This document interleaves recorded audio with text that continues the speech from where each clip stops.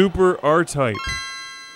An excellent game cartridge at an astounding price. I've seen numerous copies of this out there for $1, including this one, which packs way more than $1 worth of fun.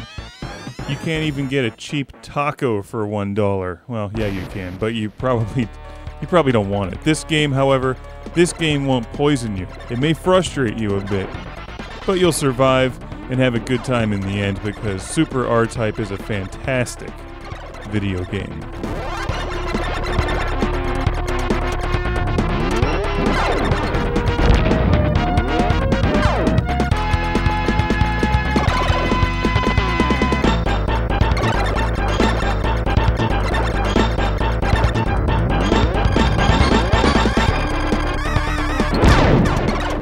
The first R-Type was originally released in the arcades in 1987. I previously reviewed R-Type on the Sega Master System in a different review, and covered most of the details about the game and what sets it apart from other side-scrolling shooters. Super R-Type came out in 1991, and this changes a few things around, but still keeps the core elements of R-Type.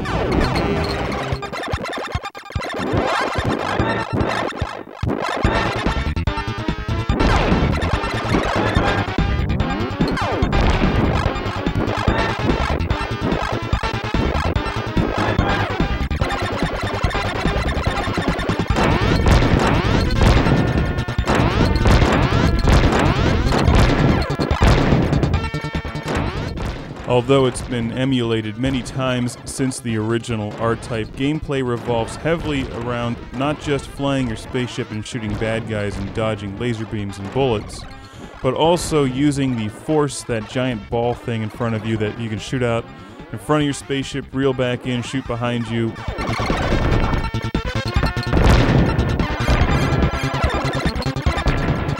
It's like a Swiss Army knife of power-up mayhem.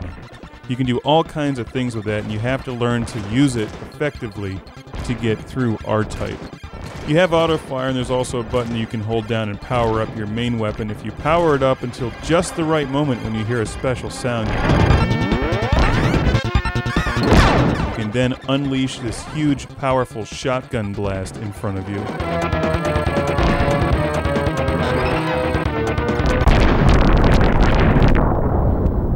Adding additional complexity and goodness to the gameplay of Super R-Type.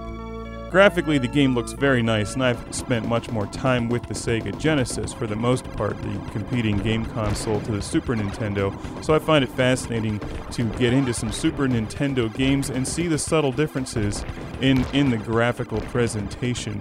If you look closely at the details, I think it looks smoother than many of the Sega Genesis games. The Genesis shooters seem to have higher contrast, and that's not to say one's necessarily better than the other, they just have a slightly different look to them. And you can see that if you watch my reviews of, say, Aeroflash or Airbuster or the Thunder Force games. I'm playing on easy. This game has multiple difficulty settings. And even on easy, I found this game to be challenging. I'm not really a pro at the R-Type games, so there's most likely a difficulty setting for you.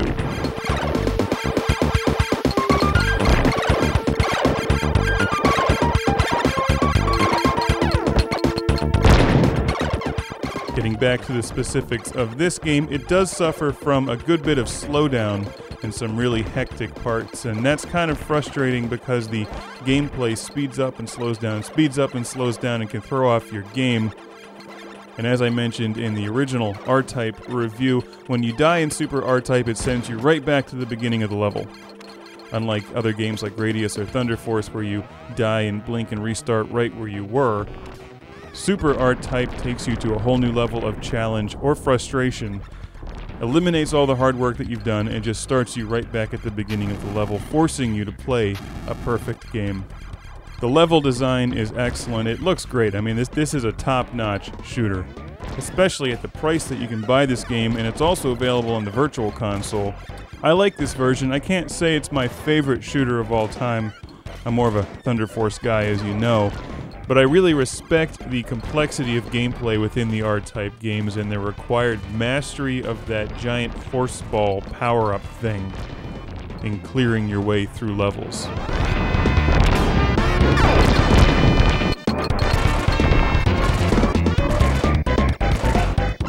I have many other R-Type games to review, as well as several other Gradius and Thunder Force games, and you know it's all a win-win situation when you have spaceships blowing up enemies in a variety of two-dimensional environments.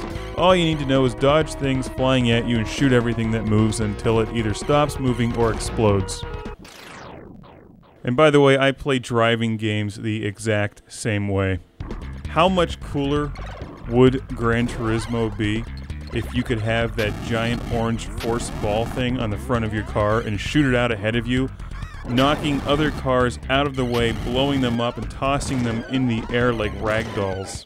Instead of just combining all the different fighting games, they gotta combine R-Type and Gran Turismo. Gran Turismo, R-Type. Polyphony Digital, I know you're listening. No, you're not.